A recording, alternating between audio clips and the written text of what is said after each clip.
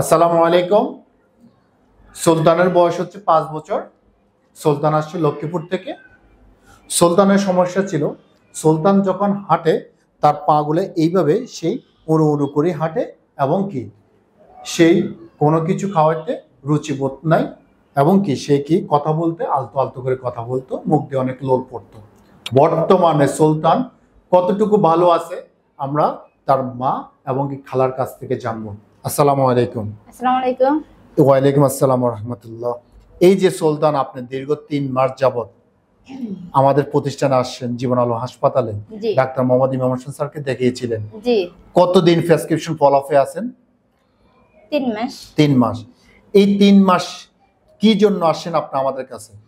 আমাদের বাচ্চাটা পায়াগুলাও ফুটে উঠে হাঁটে, আবার একটু আঙ্গুলগুলা শেষে হাঁটে, ওর একটু হাত পা গুলা মুট করে রাখে, এমনকি তার মুখে যে লোল যায়, কথাটা একটু মুখে ভাজে। সুলতানের আমি যে কথাগুলো বলছি তার খালা সেম কথাগুলো বলছে। তার যে কষ্টটা দীর্ঘ 5 বছর ছিল, তার মা তার খালা যে কষ্টটা করে আসছে সেই কষ্টের ফল 3 মাসে পেয়েছে সুলতানের মা এবং কি খালা। বর্তমানে কতটুকু সে ভালো আছে তার খালার কাছ থেকে আমরা জানবো। এখন বর্তমানে সে কতটুকু ভালো আছে? এখন বর্তমানে আলহামদুলিল্লাহ আগে থেকে ভালো আছে, ওর কথাগুলা কিছুটা কষ্ট হয়েছে, ওর হাঁটাগুলা কিছুটা লাইনে আছে। এই যে আপনারা 3 মাস আগে অনেক ডাক্তার দেখিয়েছেন, অনেক কবিরাজ দেখিয়েছেন, কিভাবে জানতে পারলেন যে জীবন আলো হাসপাতালে এই ধরনের ট্রিটমেন্টটা দেয়? আসলে আমার বাচ্চারা খিচেনি, তো খিচেনি থেকে আমি ওর মাদ্রাসার একটা স্যার আছে, কাউসার স্যার, উনি আমাকে এই ঠিকানাটা দিয়েছে। তো আমার বাচ্চাকে সাইড বেড়ানো হয়েছে, আনার পরে দিয়ে তো আমি আমার আপুকে বলছি ওইখানে থেরাপি দেয়, মোটামুটি চিকিৎসাটা আমার থেকে ভালো লাগেছে, যদি তোমার বাচ্চাকে দেখা তাহলে আমার সাথে আসো। তো আমার বোন আসেছে।